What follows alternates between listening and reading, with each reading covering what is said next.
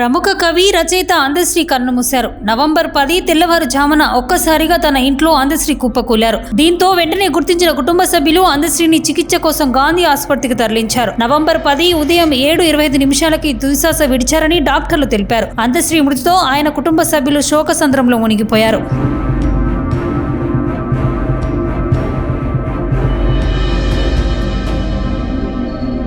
సిద్దిపేట జిల్లా ముద్దూరు మండలం రేబర్తిలో 1961లో జన్మించారు. ఆయన అసలు పేరు అందే ఎల్లయ్య. తెలంగాణ రాష్ట్ర గీతం జయ జయ హే తెలంగాణను రచించారు.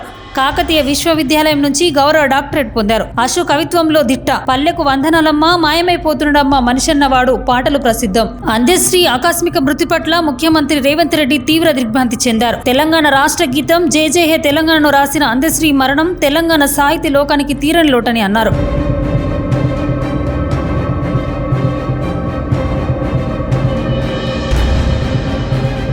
తెలంగాణ ఉద్యమంలో, తెలంగాణ రాష్ట్ర సాధనలో జై జై హే తెలంగాణ కోట్లాది ప్రజల గొంతుకై నిలిచిందని గుర్తు చేశారు. ప్రజా ప్రభుత్వం అధికారంలోకి వచ్చిన తర్వాత రాష్ట్ర గీతం కొత్త స్వరాలతో రూపకల్పన చేసుకున్నామని, అందశ్రీతో కలిసి పంచుకున్న ఆలోచనలు, ఆయనతో తనకున్న అనుబంధాన్ని సీఎం ఈ సందర్భంగా స్మరించుకున్నారు. తెలంగాణ సాహితీ శిఖరం నేలకూలిందంటూ ఆయన మరణం పట్ల ముఖ్యమంత్రి తన సంతాపాన్ని వ్యక్తం చేశారు. రాష్ట్ర సాధనలో జాతిని జాగృతి చేయడంలో ఆయన చేసిన కృషి చిరస్థాయిగా నిలిచి ఉంటుందని అందశ్రీ కుటుంబ సభ్యులకు ముఖ్యమంత్రి ప్రగాఢ సానుభూతిని తెలియజేశారు. ఆయన ఆత్మకు శాంతి చేకూరాలని భగవంతుని ప్రార్థిస్తున్నట్లు పేర్కొన్నారు.